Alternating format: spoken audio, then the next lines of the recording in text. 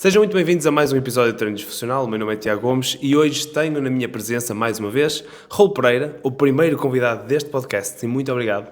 Nada, meu amigo, eu que agradeço. Conversares comigo. Estamos aqui com alguns updates, não é? Isto já tive aqui uns upgrades desde a última vez que conversámos. A última vez que conversámos foi com uma câmara daquelas de mão que eu usava para gravar jogos, com o microfone no meio da mesa ali ao longe. É verdade. Mas a verdade é que foi dos episódios mais ouvidos até agora. Que bom. E por isso, Fico claro feliz. que tenho todo o interesse, por isso e por não só por isso, tenho todo o interesse em novamente conversar contigo. Que bom. E mais uma vez, nós temos agendas que não são difíceis, não são fáceis de conciliar, mesmo a trabalhar no mesmo sítio. E por isso, muito obrigado por esta horinha que nós temos aqui disponível. Meu amigo, eu que para agradeço mais e uma te vez. desejo mais uma vez todo o sucesso do mundo. Bora. Ora bem, eu queria trazer hoje também para falar, e este foi o assunto que me quis também trazer aqui, sobre esta metodologia de treino que tu criaste. Já não foi uma coisa recente, não é? Não. Já bem com cerca de quê? 20 anos, talvez? Mais ou menos. Portanto, 20 tinha os meus 5 anos quando estavas a criar essa metodologia e queria que se calhar começasses por explicar o que é isso, como é que surge essa necessidade, porque é que criaste uma metodologia, porque não utilizar as outras que já existiam há muito mais tempo e de que forma é que tu aplicaste essa metodologia no teu trabalho, tanto nessa altura em que davas as aulas de grupo e que eras uma sensação das aulas de grupo, quanto agora, que continuas a ser também uma sensação, mas na área do personal training. Pronto, Thiago, o chamado Reforce Training. E eu desenvolvi o Reforce baseado na ginástica localizada do Rio de Janeiro. Eu tive muita sorte no meu início, trabalhar com pessoas que eram ícones da ginástica localizada, Jefferson Novaes, meu grande amigo Marcelo Costa, Ângelo Dias e outros que eu, durante a minha iniciação, eu tive muitos contatos bons. O Fábio Maranhão, meu grande amigo Fábio Maranhão, que faleceu, é um grande ícone. Meu amigo Tony Maciel, que também criou uma metodologia, um método chamado Safe Training, e entre outros. O Reforce veio porque eu precisei trabalhar dentro da ginástica localizada com algum diferencial. Eu quis preparar um tipo de aula onde realmente a busca fosse o treinamento de força. Porque assim é que faz sentido. Eu comecei a ver muitas aulas de ginástica localizada muito coreografadas, aulas que eram dentro de uma frase musical, e eu fui pensando na base do treinamento de força. Eu disse, não faz sentido irmos por esse lado. Só pensar numa coreografia, combinação de exercícios, e que depois eu comecei a perceber que não era por aí. Ou seja, o Reforce é uma metodologia que trabalha agora, já de um tempo para cá, em 2010, quando eu tirei a certificação da MVF, de treinamento funcional, eu associei exercícios funcionais integrados ao Reforce. Mas a base do treinamento é treinamento de força. Ou seja, não faz sentido eu criar e dar uma aula de ginástica localizada, que é uma aula de treinamento resistido, treinamento de força, sem utilizar os métodos tradicionais do treinamento de força. Ou seja, não posso conceber uma aula que trabalha força sem utilizar esses métodos básicos de força. Entre eles, FST7, Rest Pose, entre outros, Drop Set. E numa sala de ginástica localizada, quando eu cheguei aqui em Portugal, que ainda existia uma ginástica localizada muito, muito voltada à parte coreografada, muito voltada à utilização de pouca sobrecarga, que eu também vejo que não faz sentido. Concordo. Não faz sentido nenhum. Pessoas que faziam, eu não quero utilizar mais do que 2 quilos. E eu, fazes musculação? Faço. Normalmente as máquinas iniciam com 5 quilos, ou seja, 2,5 para cada braço, se você vai fazer um bíceps. E na máquina, você vai puxar um pouquinho mais, ou seja, não quererem também, mulheres normalmente que pedem, né? Não quero ficar muito forte. Quer dizer, Tiago, Nós dois treinamos força, treinamos para hipertrofia. Se fosse tão fácil assim, quem me dera. Quem me dera, né? E utilizamos cargas muito superiores a essas pessoas que utilizam as poucas cargas na ginástica localizada. Então, o treinamento do Reforce passa pelo treinamento de força não coreografado, muitas vezes não seguindo o ritmo dado pela música.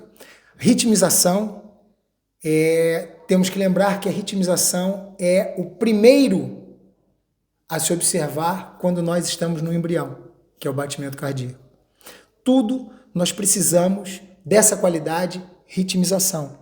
Ou seja, ritmo cardíaco, ritmo respiratório, o ritmo de dissociação cintura escapular e cintura pélvica para manter uma boa marcha ou uma boa corrida. Ou seja, tudo dependemos do ritmo. Mas em alguns movimentos eu não utilizo a música como principal fator de direção para esse aluno. Ele vai executar o movimento dependendo da capacidade, coordenação motora, dependendo de força ou de resistência, que ele vai fazer aquele exercício que eu peço. Ou seja, eu quebrei um pouquinho aquela visão da aula de ginástica localizada coreografada, que buscava as frases musicais dentro do 8 da música. Não, a música me dá um ritmo, eu tento segui-lo. E muitas vezes, eu até desenvolvi, nas minhas aulas de ginástica localizada, de Reforce, nas aulas de cycling também, do racing, cadências diferenciadas. Ou seja, eu posso pedir uma excêntrica lenta, posso pedir uma concêntrica mais lenta, e com relação a isso eu vou utilizar a música para aquele movimento. Mas se o aluno não tem capacidade de executar aquele ritmo, 1 para 2 movimentos da excêntrica, 1 da concêntrica, ou se ele não consegue executar o movimento da concêntrica em 1, que ele faça em 2 e que recupere depois a excêntrica dele. Ou seja, eu vou pedir o número de repetições. Vamos tentar chegar nas 15, vamos tentar chegar nas 12. E o aluno vai conseguir ou não. O ideal é que ele execute com um bom padrão de movimento, que isso é o que eu mais busco dentro do Reforce, um bom padrão de movimento, uma execução próxima da excelência, mesmo numa aula de grupo. Eu tive aqui exemplos muito interessantes dentro do Reforce, que a maior parte das aulas de ginástica localizada, se tu procurares na internet, vais ver que o público é feminino. Sempre das aulas de grupo em geral, exceto cycling, que às vezes foge um bocadinho. Cycling, bastante homens. Eu cheguei a ter aulas de ginástica localizada do Reforce Training com 13, 15 homens num universo de 40 pessoas, 35 pessoas. Ou seja, eu tinha mais ou menos 1/3 dos alunos homens e que queriam treinar força. Agora, eu não conseguiria isso se eu não tivesse um apoio logístico para que isso acontecesse. O próprio material, até porque é um à parte, mas a verdade é que a maioria das vezes que uma pessoa vem ao ginásio vê aqueles kits de pump, por exemplo, que são rodelas de 5, de 13, de 1, de 2, que seja, assim com pesos pequeninos. É tudo cor-de-rosa, é tudo roxo, é tudo não sei o quê, e não querendo ser sexista, mas aquilo apela um bocadinho a que isto é para senhoras. Exatamente. Ou seja, separa logo as pessoas um bocadinho, não é? Exatamente. Ou seja, não me convida a mim, se calhar.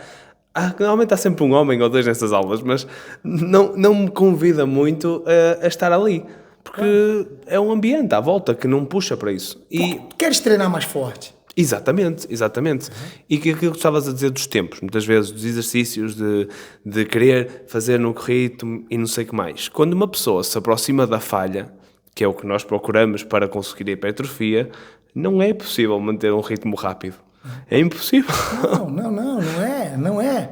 E muitas aulas dessas trazem músicas muito aceleradas, com um ritmo muito acelerado, característico de quem utiliza pouca sobrecarga. Exatamente. Né?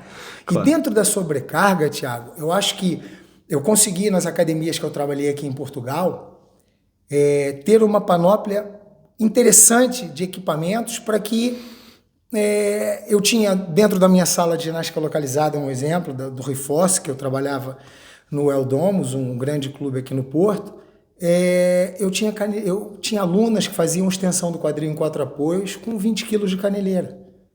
Eu tinha caneleiras até 16 quilos, que eu consegui fazer com que a direção encomendasse, que trouxesse do Brasil, porque aqui em Portugal é mais difícil, caneleiras mais pesadas. Sim. Por acaso temos no estúdio caneleiras que vieram do Brasil com sobrecarga mais elevada. Eu tinha halteres até 22,5 kg, 25 quilos. Halteres que eram montáveis, ou seja, eu tinha ali uma capacidade muito grande de trabalhar a questão da força em mulheres e em homens. Claro. Eu tinha TRX, 4 ou 5 TRX na parede, na parte lateral. Eu tinha barra fixa na aula para fazer elevações. E mesmo quando eu não tinha isso, o que eu fazia, uma estratégia que eu tinha, que isso eu lembro há 20 e tal anos atrás, aqui em Portugal, quando eu tinha uma aula às 8h30 da noite, e era metade da aula homens. E eu mandava para musculação. Eu mandava-os para musculação e dizia, essa série agora vamos fazer 3 séries de puxada combinado com flexão de braço fechada, cada um, vamos embora, são 3 séries, cada um voltou para a sala de ginástica localizada. E eles voltavam para a sala. Isso é o Reforce. O Reforce é trabalhar com equipamentos que te façam sentir o treino. A periodização que eu preparei do Reforce é uma periodização anual, interessante, porque nós tínhamos, eu quando montei essa periodização, nós tínhamos o ano todo programado. E não mostrávamos para as pessoas. Os alunos não tinham acesso a essa periodização. Mas por que essa decisão? Porque normalmente, principalmente mulheres, quando olhavam na periodização, se olhassem na periodização, treinamento de adutor ou um treinamento de mais membro superior, hoje é mais tronco, não vou. Não. E obrigava o quê? Que as pessoas tivessem regularidade no treino. Uhum. Para não perder o fio à meada, né? Perder o fio à meada. Eu fazia essa periodização onde eu jogava o volume de treino bem dividido entre os grupos musculares. E depois de 2011, mais ou menos, eu trouxe a parte do treinamento integrado e funcional para o Reforce. Então, nós fugimos um pouquinho da questão tradicional da periodização em pensar somente no músculo e pensar num contexto mais integrado. Ou seja, dentro da periodização do Reforce, eu tenho, porque eu trabalho o Reforce ainda em personal training, porque essa é uma característica também do Reforce. Por quê? Uma aula de ginástica localizada, quem trabalhou ginástica localizada durante muito tempo, com certeza já chegou na academia ou no ginásio um dia antes de um feriado prolongado e tinha uma pessoa para dar aula. Verdade. Não é um personal training? Sim, acaba por ser. Então, por que eu não posso trabalhar uma aula de ginástica localizada com um aluno só ou com 2 alunos, uma dupla de personal training? Sim, eu posso trabalhar. Então, o Reforce, ele abrange tanto o universo do personal training como das aulas de grupo. E o Reforce, quando entrou com a parte do treinamento integrado e funcional, dentro da própria periodização, havia dias que eu não buscava treinamento pensando naquele músculo, focado num quadríceps, num glúteo, numa dorsal. Não. Dentro da periodização havia um exemplo, laço oblíquo posterior, linha ipsilateral. Então, também existe no Reforce, dentro dessa periodização, laços de movimento, as linhas funcionais, trabalhando também baseado na GDS, nas cadeias póstero-laterais, anterolaterais, antero-posterior. Ou seja, busquei também um treino que fosse mais abrangente, que não pensasse somente naquele músculo. Depois, o início, porque é muito interessante quando trabalhamos com treinamento integrado e funcional, temos que pensar na questão neurofisiológica. Ou seja, é muito mais vantajoso quando eu insiro treinamento funcional dentro de uma aula no início, para que a pessoa esteja com o cérebro descansado. Sim. Para a atenção, para conseguir manter a atenção. Para Claro. conseguir manter o foco na coordenação motora, para conseguir executar os movimentos de forma mais fluida, porque se eu dou uma aula muito puxada de quadríceps e glúteo, um exemplo, depois eu vou trabalhar agilidade no final. Possível. Para mim não me faz muito sentido. Sim, mesmo no treino de força mais convencional, acabamos por fazer os exercícios mais de potência e todas essas coisas na fase inicial. A mim não faz sentido utilizar assim. Então, a fase inicial utilizamos e existe também dentro dessa periodização as linhas funcionais, pilares de movimento, pilares de força. Então, dentro da periodização pode acontecer do professor olhar e ver que naquele dia que ele vai trabalhar tem pilares de movimento. Então, vamos trabalhar o que hoje? Vamos lá, puxar, empurrar e ortostatismo. Está dentro da periodização. Então, abrange, é um campo muito maior de ação e de visão. Porque tem aquela questão do core. Né? O core, tem que se trabalhar o centro de força. Uma pessoa que tem o core, o centro de força, bom, tem a lombar estável, tem boa força abdominal, tem um bom trabalho excêntrico do abdômen, tem os oblíquos trabalhando bem, para o trabalho o trabalho rotacional, tudo funcionando perfeitamente. Maravilha. Mas tem uma baixa mobilidade do tornozelo. Para mim, o core já não está resultado de nada. Porque depois é uma cadeia. A baixa mobilidade do tornozelo, ela vai afetar o joelho. E vai afetar o quadril. Afetou o quadril, afeta a lombar. Afetou a estabilidade da lombar, afetou o core. Então, o core, para mim, é isso aqui. Eu tenho que olhar para o indivíduo como um todo. Para ter uma boa colocação, uma boa estabilidade escapular, uma boa mobilidade dos ombros, uma boa mobilidade torácica, porque essa mobilidade torácica vai me trazer uma facilidade no sistema respiratório, uma boa estabilidade lombar. Para a estabilidade lombar, eu tenho que pensar no meu abdômen, principalmente na fase excêntrica. Ou seja, é uma historinha que eu vou criando com a pessoa. Então, o core é o todo. Então, buscar esse treinamento integrado e funcional associado ao treinamento de força, que é o que nós precisamos, é aquela velha historinha, né, Tiago? A pessoa fica idosa, ela tem que ter resistência para levantar do sofá 100 vezes ou ela tem que ter força para levantar uma vez e ir à cozinha? Ela tem que ter força. É mais do que comprovado que o treinamento de força aumenta a qualidade de vida e aumenta a capacidade de longevidade do ser humano. Então, vamos trabalhar força. Agora, não é com 1 quilinho ou 2 que a gente vai conseguir chegar lá. E não é sempre a trabalhar devagar e devagarinho e tem que ser tudo muito devagar, porque muitas vezes eles até têm a força. Falta-lhes é a chamada taxa de produção de força, ou seja, a capacidade de produzir o máximo de força no mínimo tempo possível. Exatamente. Ou seja, não é só o puxar com muita força. Não, os idosos têm que treinar velocidade, têm que... Claro que sim. Porquê é que não podem saltar? Porquê é que não podem sentar-se numa cadeira e subir rápido? Porque não? Tem que ser sempre tudo devagarinho, senão, coitado do velhote, vai-se magoar. Calma, não é de vidro? Não é de vidro. Ele não se vai partir todo? É verdade. E essa questão do fazer mais lento também traz, Tiago, um ponto interessante de debate, que é o incentivo. Né? Não vou falar na motivação. Motivação é intrínseca. Pode ser extrínseca também, mas né? Claro que eu sim. não consigo motivar uma pessoa, eu consigo incentivá-la para que a motivação dela fique em cima. Trabalhar um super slow com uma pessoa que não é atleta, que não tem aquele foco daquilo que realmente precisa... Porra, nem comigo, pá. É desmotivante. Nem comigo, pô. É desmotivante. Que Quer seca. dizer, eu vou pedir, vamos, executa um movimento muito lento.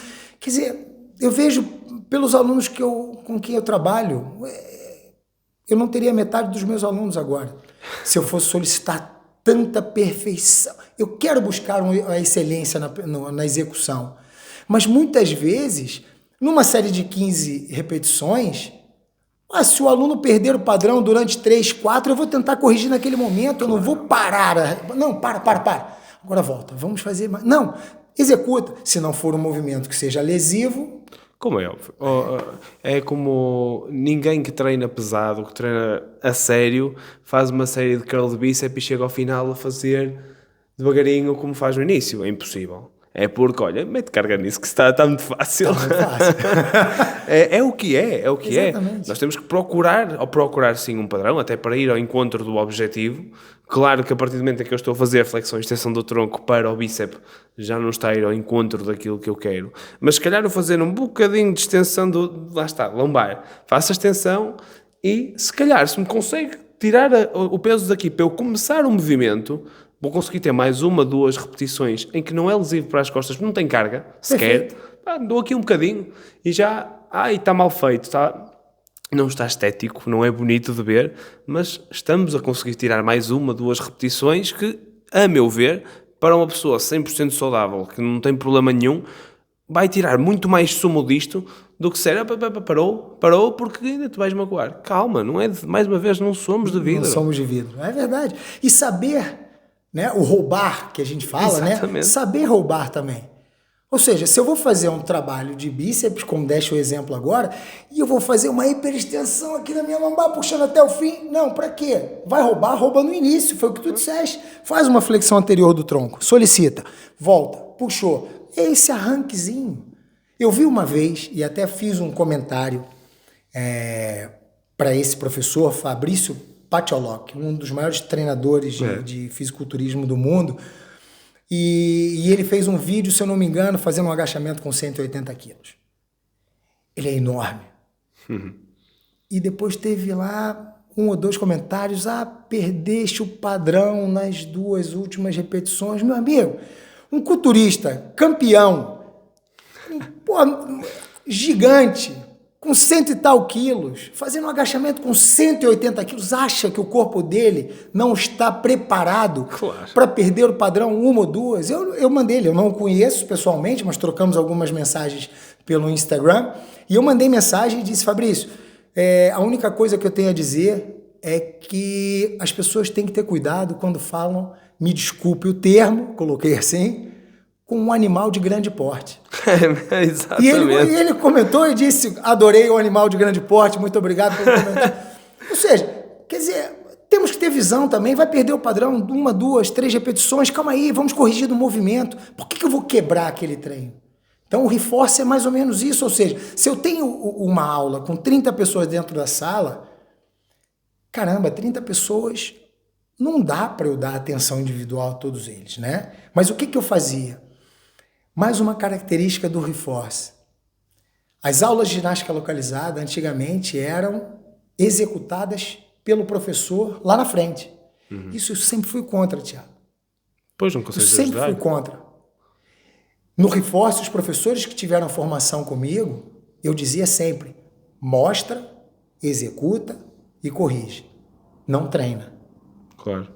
Porque se eu for fazer a aula inteira junto com... Como é que eu vou conseguir corrigir as pessoas? Impossível. Claro. Outra característica interessantíssima que eu acho do reforço, eu tenho OCD, eu tenho TOC, né? Transtorno de obsessivo compulsivo. Não muito grande, mas tenho a questão da arrumação, tu sabes bem, né? No estúdio temos ali a questão de estar tudo organizado, senão pagamos multa. A organização da sala.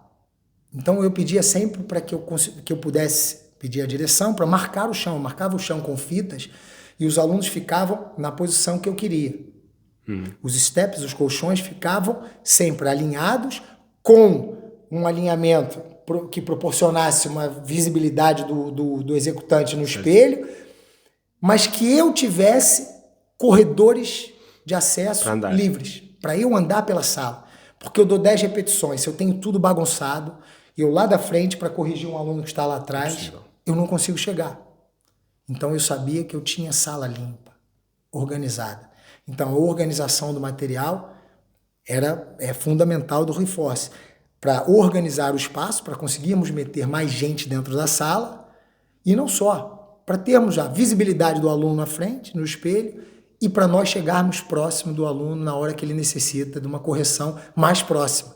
É óbvio que alguns alunos eu conseguia, de longe, dar a instrução e organizar aquela má postura. Mas... E depende da experiência, não é? Muitas vezes nós temos mesmo que tocar. Que é mais um ponto que eu acho que hoje em dia há muita falha com relação a isso. Temos que tocar. Quer dizer, eu acho que há lugares que há uma tradição do não toque. Nos Estados Unidos é mais complicado, na Inglaterra. Estamos em Portugal, estamos no Brasil, quer dizer, e eu aprendi isso com um amigo meu que é médico, e ele tinha na faculdade, eles tinham palpar não é apalpar. Que eles fizeram uma t-shirt até. Então, muito cuidado. Agora, de tocar nas pessoas, não. ser infusivo na hora do toque, na hora da correção. E muitas vezes as pessoas só percebem realmente quando tem alguém ali com as mãos a colocar a pessoa numa posição adequada. As pessoas reagem diferente a diferentes estímulos e pessoas diferentes reagem a diferentes coisas. Há pessoas que são mais visuais, têm que ver alguém fazer para perceber. Há pessoas que são mais auditivas, há pessoas que são mesmo de toque. Portanto, isso está estudado. Isso nem sequer é uma coisa que estás a inventar aqui. Comprovadíssimo. Isso existe e as pessoas são diferentes e têm necessidades de educação diferentes. Sim. Por isso é que eu acredito muito que o modelo das escolas, por exemplo, já está desatualizado há muito tempo. Há muito tempo. Porque é uma maneira padrão só de ensinar e faltam coisas. Mas isso também seriam outros 500 e para já não sou pai, nada disso, não tenho que preocupar com isso. É um problema para ti e para os teus filhos, não é para mim. Eu vou te passando as informações para quando tiver, a gente já vais com alguma experiência. E como é que organizavas a tua sala? Por exemplo, punhas as pessoas mais experientes um bocadinho mais atrás porque sabias que não ias ter que comunicar tanto com elas? Era muito. Livre? Como é que isso funcionava? Dividia muito. Pessoas experientes, muitas vezes eu colocava as pessoas, que é uma falha muito grande também, né? Pessoa iniciante vai logo lá para trás. Para trás, para se esconder. Por isso é que eu estou a perguntar, porque eu via isso muitas vezes. Muitas vezes eu puxava, né? A fila da frente eu deixava para as pessoas que executavam e estavam mais habituadas ao reforce. Okay. Por quê? As aulas de reforce, muitas vezes, eu cheguei a dar aulas, Thiago, sem demonstrar um exercício. Porque tinhas ali a montra à frente? E eu instruía pelos nomes dos exercícios. As pessoas sabiam aquilo que eu queria porque elas tinham a instrução do exercício. E um grande amigo meu, o Maurício Garcia, o Maurição, ele dizia sempre, uma série de musculação, ela tem que vir com uma quantidade enorme de informações daquele exercício, para que, se algum outro professor pegar aquela série para acompanhar o aluno, ele sabe exatamente aquilo que tem que ser realizado. Certo. Se eu pego uma série e vejo, um professor me mandou uma série, bom, pronto, rosca bíceps direta. E agora? Beleza. Com barra longa, com barra W, com halter, unilateral, simultâneo, alternado a tempo, alternado direto, sentado. Então, as informações eu passava diretamente para os alunos e dizia sempre para que eles prestassem atenção no início, quando começavam a treinar comigo. Eu passava um treino, era agachamento, primeira posição, pés paralelos, se ficar confortável, um pouquinho, suave ângulo de flick, abrindo um pouquinho a ponta dos pés para fora, executa o movimento descendo em 1, subindo em 2. Ou seja, quero a excêntrica mais rápida e a concêntrica mais lenta. São 15 repetições. Terminou, vamos descer direto para 4 apoios em cima do step. Fiz. Para quem chega a primeira vez, mas eu dizia sempre, exato. Olha, fica atento aqui. Essa pessoa vai te ajudar. Atenta a ela. Atenta àquilo que eu vou dizendo. Atenta àquilo. É óbvio que muitas vezes eu executava à frente da pessoa para ela perceber o movimento como é, né? Mas eu dava aulas muitas vezes sem demonstrar. Até mesmo numa perspectiva de carreira, para ti como professor, isso permitia-te dar mais aulas, estás melhor até mais tarde na tua carreira, porque aqueles professores que dão 4 aulas, 5 aulas de cycling por dia, como eu já vi, é loucura, é impossível uma pessoa gerir uma carreira assim, não é? Eu cheguei a dar 3 aulas de cycling por dia.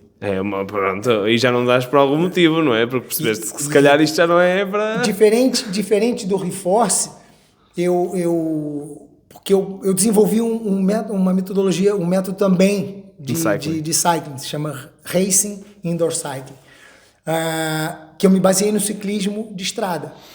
Quando eu cheguei a Portugal em 98, em 99, comecei a trabalhar com 3 ciclistas muito importantes a nível nacional e internacional, Pedro Soeiro, Marcos Soares, Quintino Rodrigues, e fui treinar ciclismo com eles para a estrada.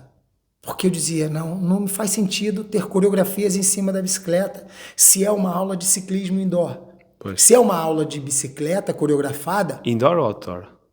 Uma aula indoor, né? Sim, mas... Eu fui treinar fora para aprender aquilo que é feito numa estrada, ou seja, e eu comecei a pensar, caramba, ainda se utiliza muitos jumps, que se chama, né? Pedala em cima, pedala embaixo, pedala em cima, pedala embaixo.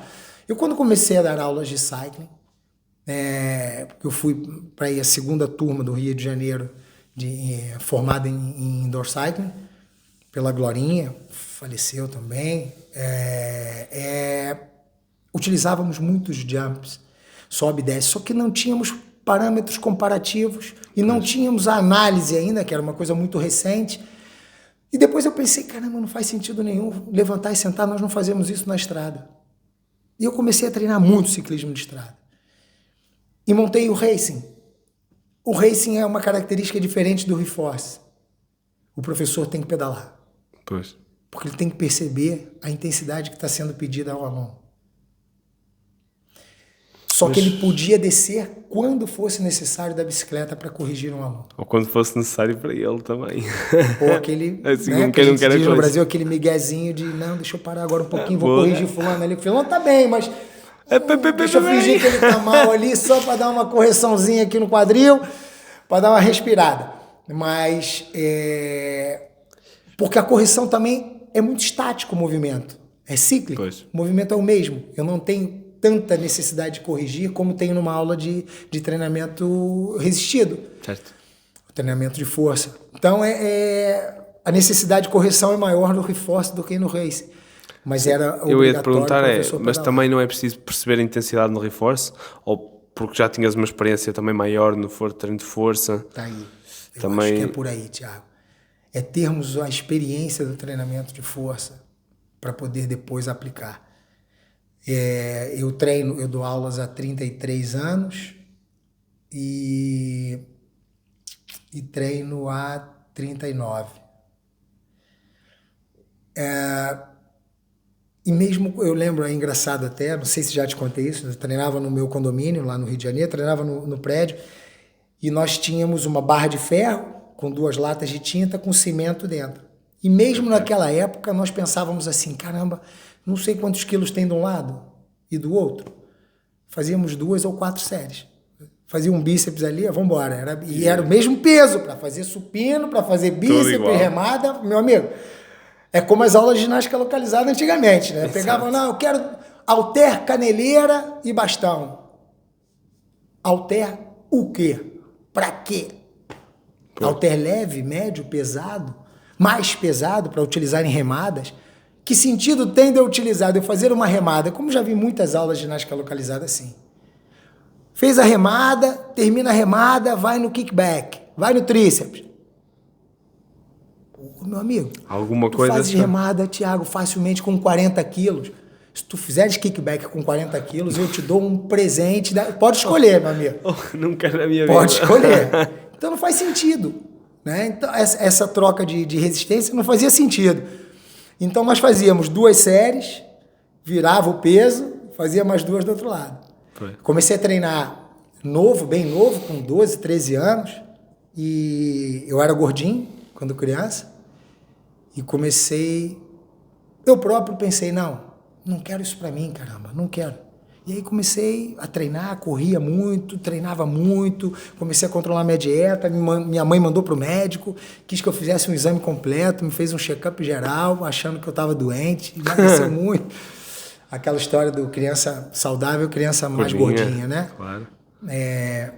E dentro desse meu passado de treino, eu comecei a desenvolver essa visão, ou seja, nós com a experiência, nós sabemos também aquilo que é leve ou aquilo que pode ser pesado para um aluno, a necessidade, e jogávamos, claro, com o bom senso e a comunicação entre os alunos. Eu colocava a pessoa no reforço, olha, vamos lá, vamos executar 12 repetições. Vai me dar um feedback depois dessa série, vamos ver, ou aumentamos ou diminuímos.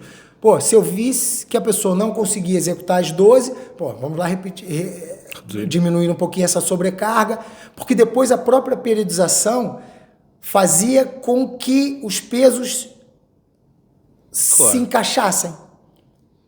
Ou seja, se eu tivesse uma periodização onde eu buscava entre 15 e 20 repetições, um exemplo, membros inferiores,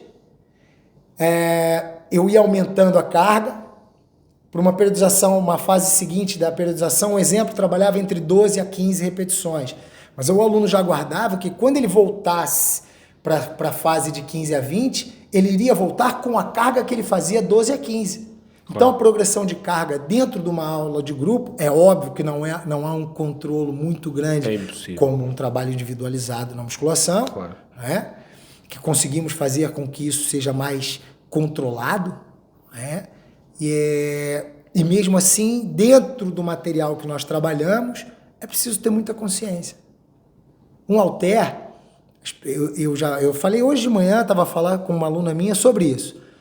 Que ela perguntou, ela disse, não, então vai aumentar as 3 séries? Vou colocar um pouquinho mais em cada série, vamos aumentando isso gradativamente, e porque eu tenho que ter consciência de quanto eu vou aumentar e quanto eu vou solicitar de repetições para aquele movimento.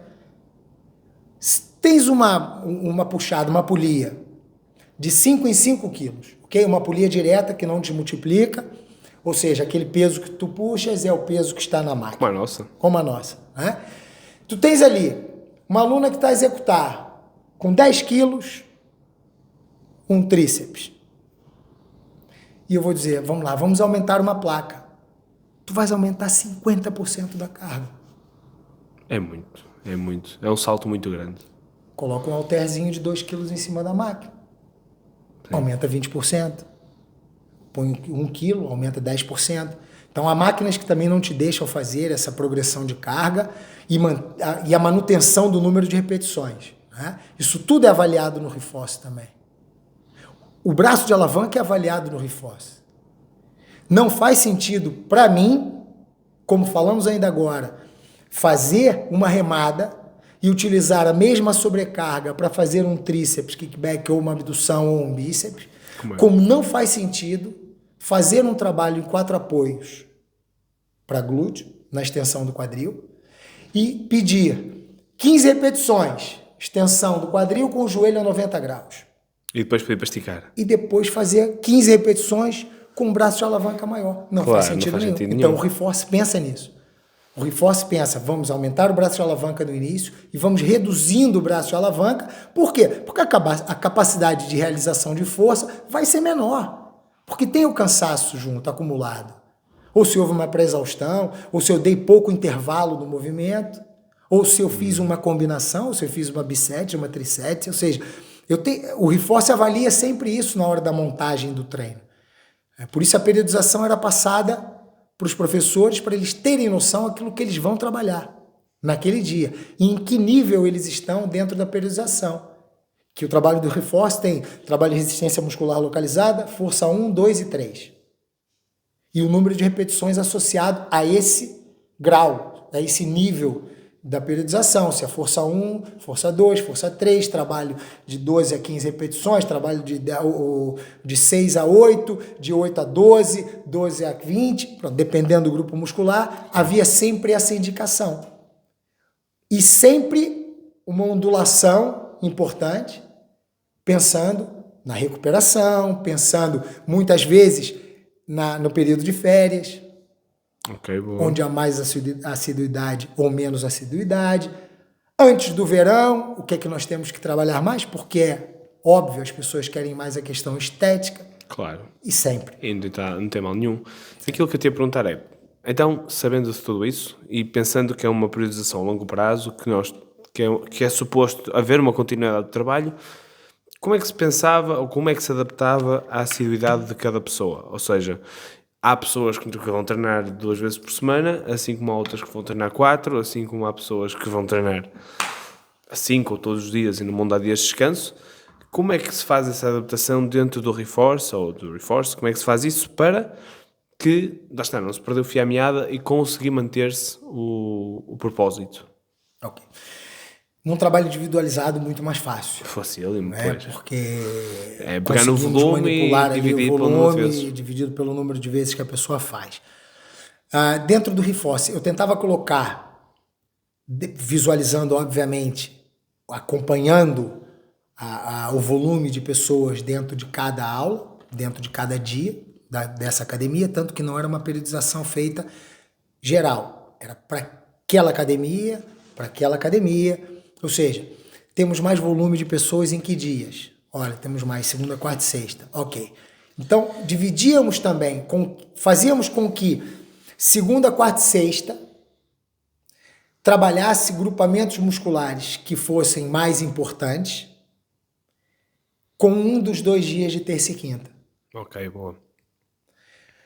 Eu podia ter no Reforce, eu tenho no Reforce a periodização, eu posso trabalhar, porque nada me impede, isso a gente já sabe, mais do que comprovado cientificamente hoje em dia, eu não posso trabalhar quadríceps e glúteo todos os dias. Pode, depende do volume que tu vais dar, e naquele fim da semana, qual é o volume que tu queres para aquela pessoa ou para aquela modalidade. Para o Reforce, um exemplo. Então, eu dividia, e nós temos no Reforce, dentro da periodização, tem quadríceps mais, glúteo mais, quadríceps menos, glúteo menos, ou seja, os professores sabem que no glúteo mais eu tenho um volume de X a Y de repetições, de séries. Eu tenho glúteo menos, eu tenho o número W, a capa de séries dentro daquele dia. E ia jogando dentro do segunda, quarta e sexta ou terça e quinta, que normalmente é onde as pessoas se enquadram mais. Eu só consigo treinar terça e quinta, mas se a pessoa treinasse segunda e quinta, ela teria treinamento diferente e grupamentos musculares diferentes dentro dessa periodização, que no fim do mês ela teria... Agora, chegando no fim do mês, vamos lá pensando na questão da adaptação. Sabemos que a adaptação, o princípio da adaptação, nós temos mais ou menos 24 treinos para fazer com que a pessoa esteja adaptada ao exercício físico. Então, são aqueles famosos 3 meses. Sim, exatamente. As pessoas façam 8 vezes por mês. Em 3 meses, elas têm os 24 treinos, que isso é uma base que eu retirei da MVF. Nós temos um quadro, tinha na metodologia MVF, que era o quadro quando é que nós conseguíamos passar de um exercício estável para um menos estável, para uma instabilidade maior, para um número de apoios, ou seja, eu trouxe isso também para o Reforce. Se uma pessoa vai executar um movimento logo de início de carreira desportiva em cima de um Bosu alto, ela não tem estabilidade suficiente para manutenção de um bom padrão de movimento durante a execução do exercício. Então, vamos trabalhar na superfície estável. Daí, a individualidade, entre aspas, dentro de um treinamento em grupo. Certo. Okay? Onde eu conseguia também indicar. Eu chegava a ter, dentro de uma mesma aula de Reforce, 3 aulas diferentes. Se eu tinha uma grávida, eu tinha alguma patologia, vamos dar um exemplo, uma condromalácia patelar, e uma pessoa que estava completamente saudável, ou seja, eu passava o treino para aquela pessoa saudável e fazia as alterações para aquelas duas que poderiam não executar com certo conforto, ou não seria o ideal para aquela pessoa. Ok, a minha pergunta tinha rasteira, lá está, por causa disto, de perceber o quão estanque era a periodização ou o planeamento. Eu até prefiro chamar planeamento do que periodização, porque periodização faz lembrar sempre aquelas coisas muito tradicionais de primeiro começa-se de 8 a 12, depois vai-se passar para a força, depois volta-se para a resistência, e parecia que tinha que ser daqui, para aqui, para aqui, quando na verdade eu, por exemplo, trabalhando com equipas, se eu quisesse passar daqui, para aqui, para aqui, voltar aqui, eu ia ter atletas que tinham ficado aqui primeiro e outros que já iam bem lá à frente. E, portanto, eu gosto muito mais de pensar na ideia do planeamento. Porque assim abre mais a alterações. Concordo. E depois, lá está, mais uma vez, aquilo que estavas a falar, no ponto de vista teórico, são os graus de liberdade, não é? Que se tem. Os exercícios com mais graus de liberdade, com os do Bosu e não sei o que mais, claramente não são para pessoas que estão a iniciar. E nem sempre acrescentar mais graus de liberdade é uma coisa assim tão necessária ou positiva. Eu, por exemplo, eu trabalho pouquíssimo com Bosu, é uma coisa que pode ser um erro ou não, depende. Se calhar também tem essa necessidade, mas não é uma coisa que eu utilizo muito. Dentro do Reforce, que lá está, é uma metodologia que, na verdade, o que é que tu não inventaste nada, não é? Não. Foi nada. Só juntar coisas que já estavam pensadas e fomentadas com literatura e juntar princípios. Exatamente. Não é? O que é que... A pergunta agora, mais uma vez com rasteira, eu já te fiz isto perguntas várias vezes. Nós vemos PTs que treinam bem. Vemos professores que dão bons treinos e que depois os vemos no ginásio e os gajos treinam bem. Vemos que eles até puxam ferro, que gostam de subir pesos, gostam também de se olhar para o bíceps e sentir, estou com o pump, estou bem, estou aqui inchadão. E depois passam para a aula do grupo e é tudo séries de 25 repetições, cuidado, atenção para não se magoar, é tudo muito softzinho, vamos acompanhar a música como estavas a dizer. O que é que faz com que isto aconteça? Porque já estás aqui há muito mais tempo do que eu se calhar ainda não percebi. Já falei muito sobre isso, Thiago, já falei muito sobre isso. Eu não sei. Eu acho que as pessoas, esse tipo de professor, eles têm um personagem. Pois. É falta de confiança. Eles têm um personagem. É assim, eu acho que eu não gosto de falar vender, né? Nós não vendemos o nosso produto. Nós apresentamos, as pessoas é que vão aderir ou não ao teu tipo de treino, ou ao teu método, à tua metodologia, ou ao teu programa. Como também não gosto de falar a venda do personal training, vamos trabalhar a venda. Não vejo por aí. Eu acho que criam personagens. E isso muito, Thiago, eu acho que veio de um tipo de aula.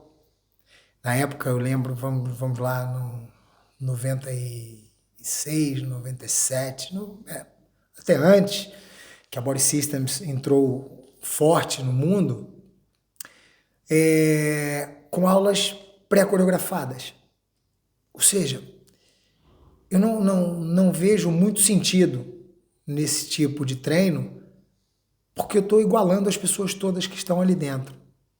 Nem toda a gente está preparada para fazer 100 repetições de agachamento num dia de treino, mesmo com pouca carga. Isso fez também desaparecer muitos professores com boa criatividade, porque já tinham aquilo tudo pronto. Tanto que as aulas de step, as aulas de aeróbica, as aulas... Aqui em Portugal, vejo que desapareceram muito das academias. No Brasil, idem aspas. Itália muito forte ainda, muito forte em Itália.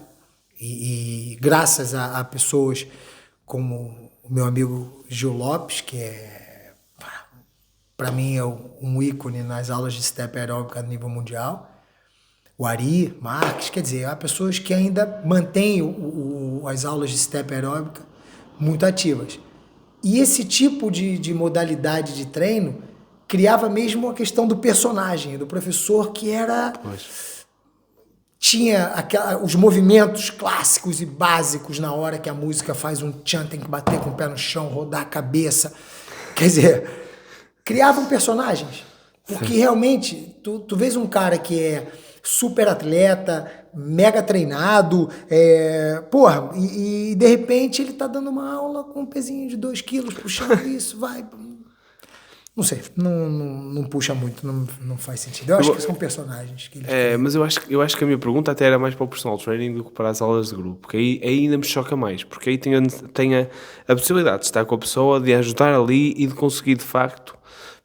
se calhar na aula de grupo até percebo às vezes que se queira jogar um bocadinho pelo seguro e que não se queira estar a pôr muito peso às pessoas, porque umas se vão estar a queixar ao fundo, já não vão gostar, também se não gostam já não vêm à minha aula. Acho que muita gente não está para aí virada. Mas no personal training é que eu estou 1 para 1 com a pessoa, em que tenho tempo para lhe explicar que é preciso carga para haver algum tipo de adaptação dos nossos tecidos, seja os quais forem, se estivermos a falar. Aí é que me fica mesmo, tipo, como é que é possível? Eles não pensam, Thiago, nos princípios básicos do treino desportivo.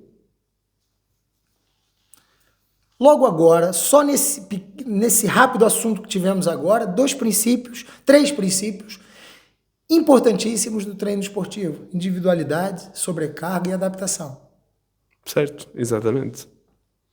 São 3 princípios do treino desportivo que ficam logo à vida. Ou seja, se calhar, dentro do personal training, não das aulas de grupo, não é um personagem. É mesmo uma pessoa que não estuda, que não busca conhecimento. E hoje em dia o conhecimento ele está à mão de qualquer pessoa. Claro. PubMed é gratuito. Não precisas pagar. O Instagram pra é ter gratuito. O Instagram Cada é vez gratuito. As pessoas colocam tudo lá. É importante filtrar Pois, aí é que aquilo está. que se vê. Né? E uma dica que eu dou para as pessoas é: sigam uma linha. E não acreditem naquilo que vocês estão vendo num, 2 ou 3 vídeos. Não, naquilo que é constante desse profissional. Claro. Não só pela questão do título, que vai à frente do nome. Eu já vi PhD fazer asneiras. Oh, claro. Então, e já vi profissionais que saíram do curso técnico trabalhando maravilhosamente bem. Os cursos te dão habilitações. As habilidades tu crias por fora. Na busca do estudo, na busca com a prática, na consistência. Tudo é fácil hoje em dia para a gente chegar ao conhecimento. Né? E a gente vê, pô, Thiago, quantas vezes a gente, no nosso dia a dia, a gente mostra o Instagram um ao outro, pô, olha, caramba, o que esse cara tá fazendo aqui? Quer dizer, caramba, e mais me choca quando eu olho para ali e digo, caramba, pô, desculpa o termo que eu vou usar agora, né, Thiago, mas como é que esse animal tem 8 milhões de seguidores? Exatamente. Porque vende. Isso é que vende. Porque é polêmico? Pois. Porque faz as coisas diferentes? Caramba! Então a polêmica é que dá certo? Caramba, então me deixa com os poucos seguidores que eu tenho. Tem mostrado que sim. Ainda no outro dia estava a falar com a Teresa, que é a minha atleta, que também é nutricionista, e que agora ela chegou aos 15 mil seguidores, ou lá o que foi. E é o que eu lhe estava a dizer. Em Portugal, vai ver os PTs mais conhecidos, todos os que têm 100 mil seguidores, 100 e tal, todos eles cresceram a partilhar receitas. Não tem nada a ver com treino. Olha aí. Receitas. E eu posso dizer os nomes. O Tiago Guimarães, aquele do Queres Ter os Ombros Assim, o Francisco Macau, que teve na Casa dos Segredos, todos esses gajos é com receitas. Ou seja, não tem nada a ver com treino. O que é que eu lhe estou a comprar? É receita ou treino? Pois. E depois onde é que... Não sei, porque aí o que realmente você quer fazer da tua rede social, né? É buscar seguidores para ter reconhecimento, para ter um conhecimento lá na frente.